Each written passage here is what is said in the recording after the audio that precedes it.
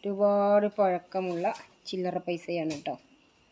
1 പൈസ, 2 പൈസ, 3 പൈസ, 5 പൈസ, 10 പൈസ, 20 പൈസ, പിന്നെ ചെറിയൊരു 10 പൈസ, 25 പൈസ, അതുപോലെ തന്നെ 50 പൈസ,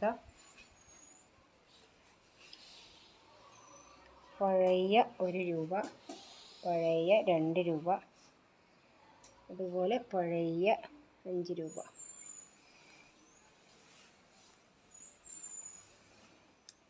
ഇതിനും ഒരുപാട് പഴക്കമുണ്ട്.